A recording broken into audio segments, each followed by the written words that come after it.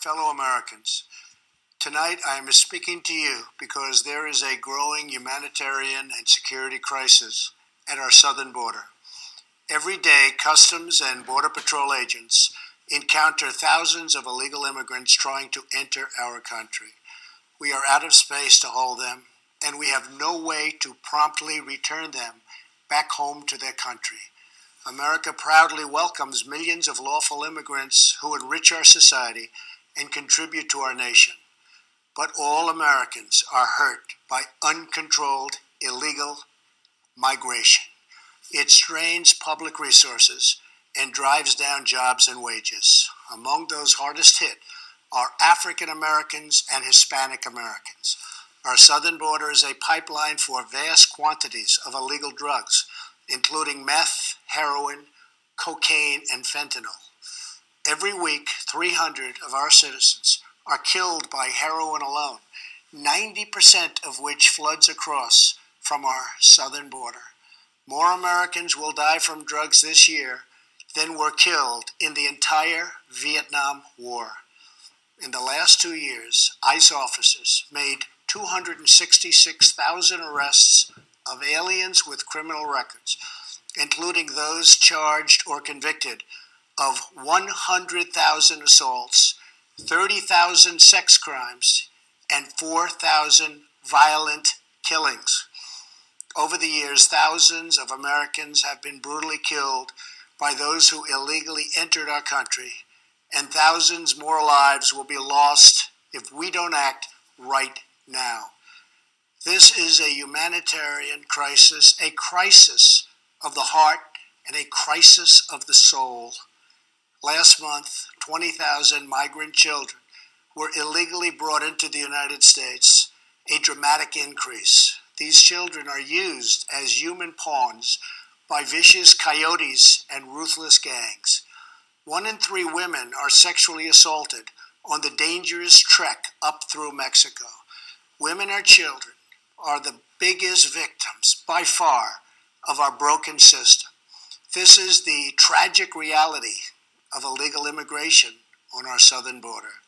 This is the cycle of human suffering that I am determined to end. My administration has presented Congress with a detailed proposal to secure the border and stop the criminal gangs, drug smugglers, and human traffickers. It's a tremendous problem. Our proposal was developed by law enforcement professionals and border agents at the Department of Homeland Security. These are the resources they have requested to properly perform their mission and keep America safe, in fact, safer than ever before. The proposal from Homeland Security includes cutting-edge technology for detecting drugs, weapons, illegal contraband, and many other things.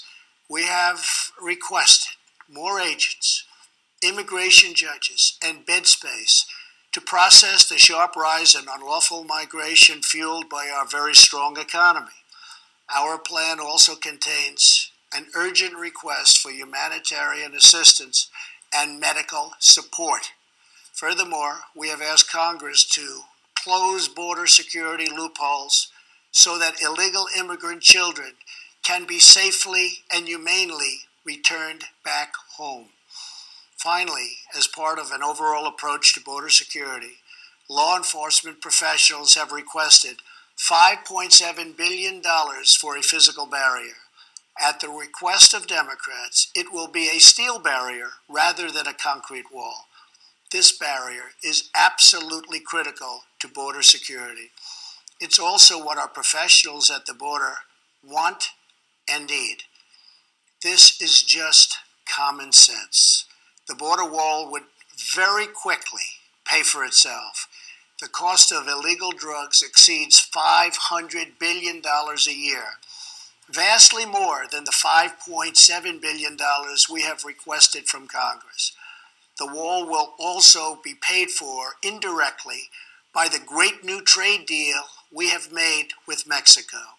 Senator Chuck Schumer, who you will be hearing from later tonight, has repeatedly supported a physical barrier in the past along with many other Democrats. They changed their mind only after I was elected president. Democrats in Congress have refused to acknowledge the crisis, and they have refused to provide our brave border agents with the tools they desperately need to protect our families and our nation. The federal government remains shut down for one reason, and one reason only, because Democrats will not fund border security. My administration is doing everything in our power to help those impacted by the situation. But the only solution is for Democrats to pass a spending bill that defends our borders and reopens the government. This situation could be solved in a 45-minute meeting. I have invited congressional leadership to the White House tomorrow to get this done. Hopefully, we can rise above partisan politics in order to support national security.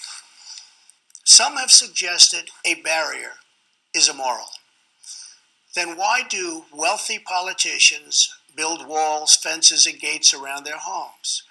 They don't build walls because they hate the people on the outside, but because they love the people on the inside. The only thing that is immoral is the politicians to do nothing and continue to allow more innocent people to be so horribly victimized.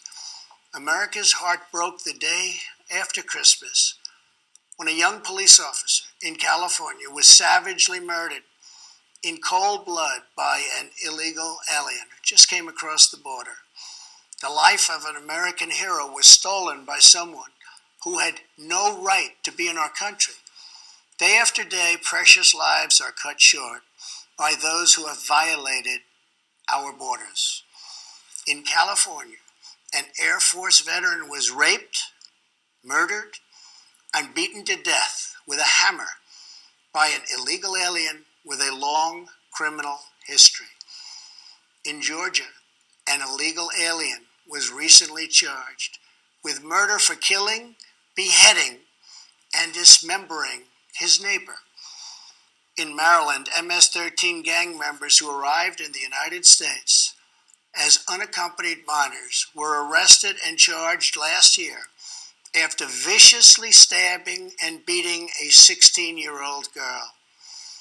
Over the last several years, I've met with dozens of families whose loved ones were stolen by illegal immigration.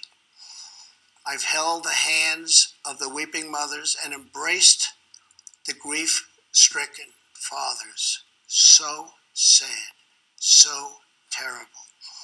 I will never forget the pain in their eyes, the tremble in their voices, and the sadness gripping their souls.